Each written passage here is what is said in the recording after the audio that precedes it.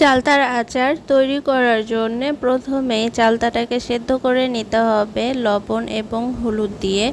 10 minute পর্যন্ত সেদ্ধ করে নিলাম আমি চালতাগুলো। চালতার আচার তৈরিতে আমাদের আরও লাগবে শুকনো মরিচ, রসুন বাটা, সরিষা বাটা, তেজপাতা, পাঁচফোড়ন, সরিষার তেল ও গুড়। সরিষা বাটা ও রসুন বাটা বাদে আমরা অন্য উপকরণগুলো একসাথে শুকনো খোলায় ভেজে নেব এবং এটি গুঁড়ো করে রেখে দিব।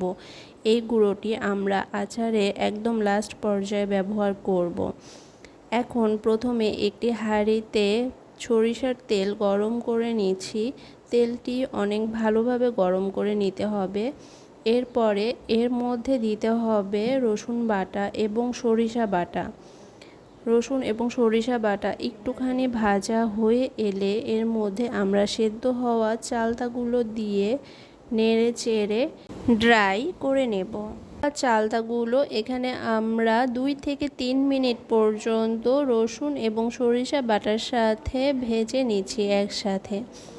এই পর্যায়ে আমরা এখানে দিয়ে দিব জিরে ও ধনিয়ার গুঁড়ো এবং তেজপাতা এবং এটি ভালোভাবে মিশিয়ে এর সাথে দিয়ে দিতে হবে স্বাদ মতো চিনি অথবা গুড়। আমি আমার আচারটিতে গুড় ব্যবহার করেছি। গুড়ের স্বাদ সবসময় আচারে ভালো আসে। আমার ভিডিওটি অফ হয়ে যাওয়ার কারণে গুড় দেওয়ার ভিডিওটি এখানে আসেনি, তবে আপনারা আপনাদের স্বাদ মতো অবশ্যই গুড় দিয়ে নেবেন। গুড় দেওয়ার পরে অনেকটা পানি উঠে আসবে গুড়ের থেকে। ওই পানিতেই আমাদের চালতাটি হয়ে আসবে এবং এই আসানোটি আপনাকে মিডিয়াম থেকে লো হিটে আসাতে হবে ঠিক 15 থেকে 20 মিনিট পর্যন্ত।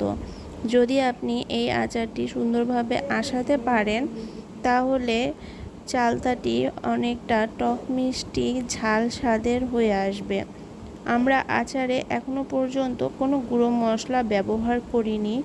যখন চালতাটি অনেকটা আসানো হয়ে আসবে ঠিক 10 মিনিট পর্যন্ত, এরপরে আমরা যে গুঁড়ো মশলাটি তৈরি করেছিলাম শুকনো মরিচ দিয়ে ওটি এই পর্যায়ে আমরা দিয়ে দিব এই আচারের সাথে এবং গুঁড়ো মশলাটি দেওয়ার 5 মিনিট পরে আমরা আচারটি নামিয়ে ফেলব।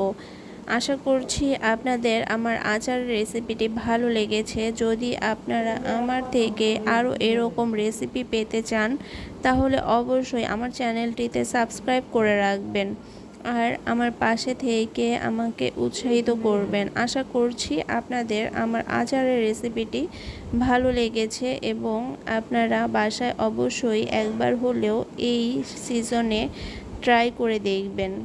আমার চ্যানেলে প্রতিদিনের ঘরোয়া আয়োজনগুলো শেয়ার করার চেষ্টা করে থাকি।